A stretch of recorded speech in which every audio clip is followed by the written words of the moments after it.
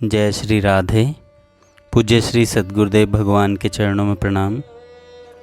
आज नाम जापक संत श्री अनिरुद्ध जी महाराज कहते हैं, हरि नाम चाहे जैसे भी उच्चारण किया जाए, समय आने पर साधक के अंतःकरण को एकदम निर्मल बना देता है। यह 100% सत्य सिद्धांत है। जिस प्रकार आग जाने अनजाने में छुए जाने पर अपना जलाने का प्रभाव दिखाती ही है, विष व अमृत जाने अनजाने में पीने से मरने तथा अमर बनाने का प्रभाव करता ही है। सूर्य अपने ताप का तथा चंद्रमा अपनी शीतलता का प्रभाव सभी जीवों पर करता ही है। किसी भी वस्तु की स्वाभाविक शक्ति इस बात का इंतज़ार नहीं करती कि इसकी मुझ पर श्रद्धा है कि नहीं, वह अपना प्रभाव डाले बिना नहीं रहती। इसी प्रकार साधक को हरि नाम पर पूर्ण श्रद्धा रखकर उच्चारण पूर्वक कान के मार्ग से अंतःकरण में ले जाकर नाम बीज को अंकुरित करना चाहिए। शास्त्र भी घोषणा कर रहा है, जरा ध्यानपूर्वक सुनो। सुमरिए नाम रूप बिन देखे, आवत हृदय स्नेह विशेषे। प्यार से नाम उच्चारण करने से नाम में से ही श्री कृष्ण अंकुरित हो जाएंगे। जब श्री कृष्ण अंकुरित हो जाएंगे तो उसमें से टहनियाँ, पत्ते व फूल रूपी भगवान की लीलाएं अंतःकरण रूपी जमीन में प्रकट हो जाएंगी।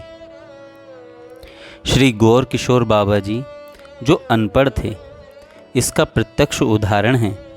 सभी शास्त्र उनके हृदय में प्रकट थे। शास्त्र बोल रहा है, राम नाम का अमित प्रभावा, संत पुराण उपनिषद गावा। जाना चाहिए गूढ़ गति जेऊ, जीह नाम जप जानहि तेऊ। आदर पूर्वक नाम सुमिरन करने से शीघ्र ही प्रेमावस्था प्रकट हो जाएगी।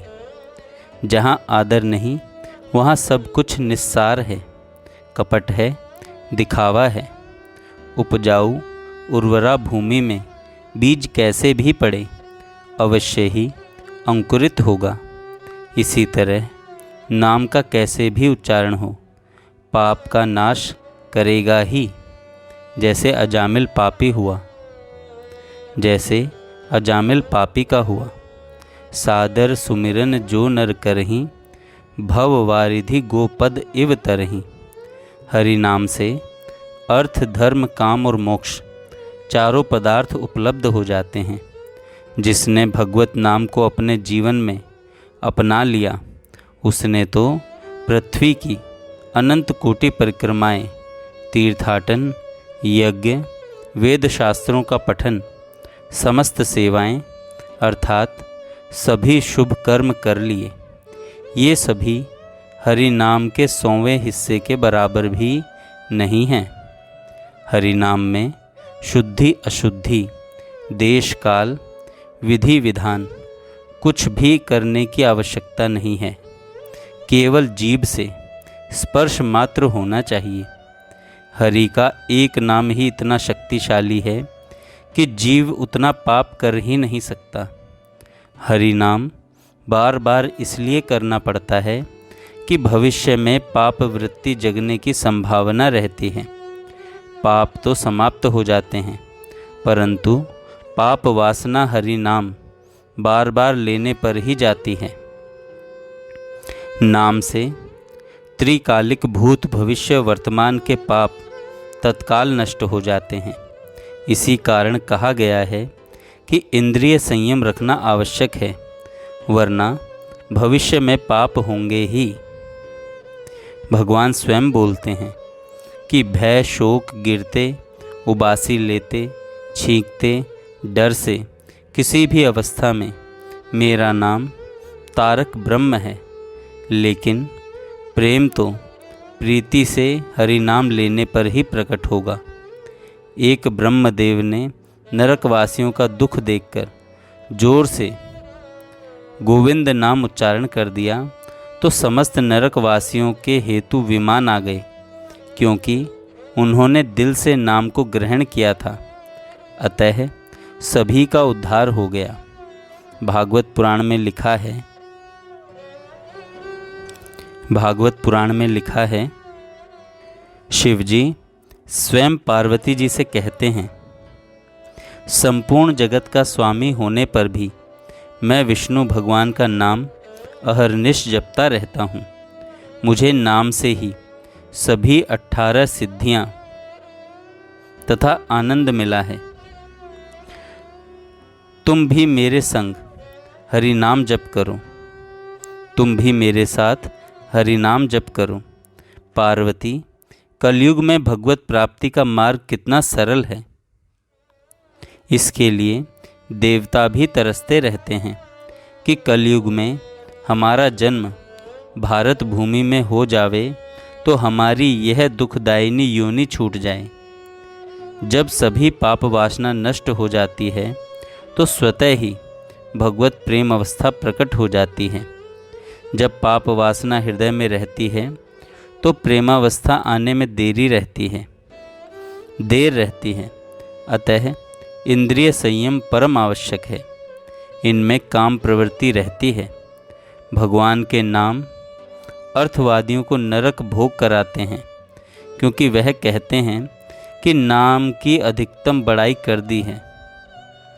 प्रथम में जब सृष्टि थी तो भगवान ने आदेश दिया कि सृष्टि का वर्धन करो, लेकिन सृष्टि नहीं बढ़ी तो भगवान ने कहा तप करो, अर्थात मुझे स्मरण करो, मेरा नाम लो। तब दक्ष ने उनके आदेश का पालन कर हरि नाम किया, तब सृष्टि बढ़ने लगी। जब दक्ष ने भगवान की भक्ति की तो भगवत शक्ति से 10,000 पुत्र पैदा किए। बाद में 1,000 पुत्र पैदा हुए। नारद जी ने सभी को वैरागी बना दिया। कहने का आशय यह है कि हरि नाम के अभाव में साधक निशक्तिवत रहता है।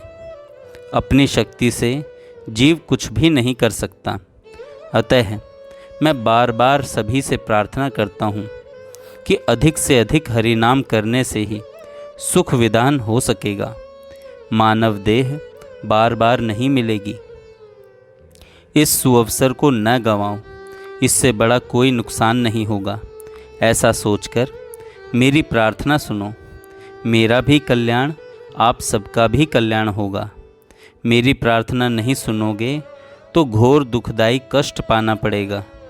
मास्टर जी का फ़ोन आया था कि श्री तीर्थ महाराज आपको याद करते हैं। मेरा तो उद्धार हो गया। इस नीच को याद किया।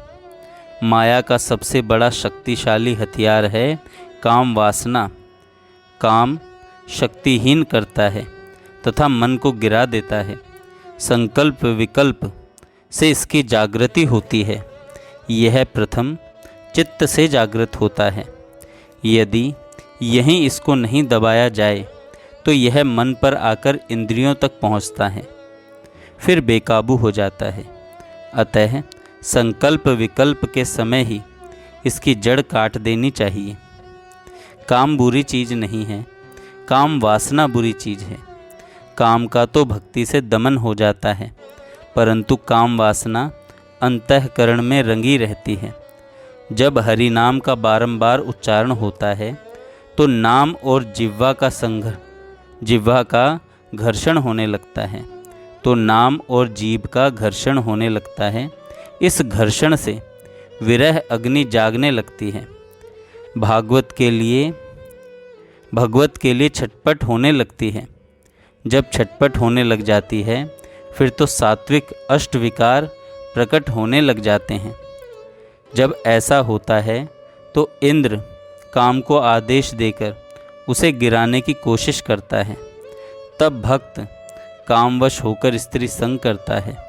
इससे जो शक्ति भक्ति रस को बहा रही थी, अर्थात जो अश्रु पुलक हो रहा था, एकदम वह शक्ति माया में बह जाती है। गृहस्थ करो परंतु उसमें लिप्त नहीं हो। गुरु वर्ग सभी भक्त गृहस्थ थे। उनके भक्त पुत्र प्रकट हुए। वे गृहस्थ में लिप्त नहीं थे। उनमें काम था परंतु वासना नहीं थी। श्री कृष्ण की हर पत्नी के 10 पुत्र एक पुत्री थी, फिर भी वे योगी राज कहलाए। ब्रह्मा जी की संतानों से सारा संसार भर गया। अंतर केवल इतना ही है कि उन्होंने कर्म किया परंतु उसमें फंसे नहीं, अर्थात वासना नहीं की। भगवान श्री कृष्ण ने अर्जुन को कहा था कि यह काम ही सबसे बड़ा शत्रु है। इच्छाओं के बिना संसार चलता ही नहीं, परंतु इन इच्छाओं में रमो मत, फंसो मत। कमल की तरह जल में रहो। जल में रहकर भी जल का प्रभाव कमल पर नहीं पड़ता। भगवत प्राप्ति करना बहुत मुश्किल नहीं है, केवल जीवन को थोड़ा सा बदलना है। घी और आग जब पास में रहेंगे तो ताप से अवश्य ही घी पिघलेगा। यही शरीर का, मन का बड़ा शक्तिशाली तत्व है। इसे बचाने से मन भक्ति में लग जाता है, भगवान भक्ति के वश में हैं। श्री हनुमान जी इसका प्रत्यक्ष उदाहरण हैं।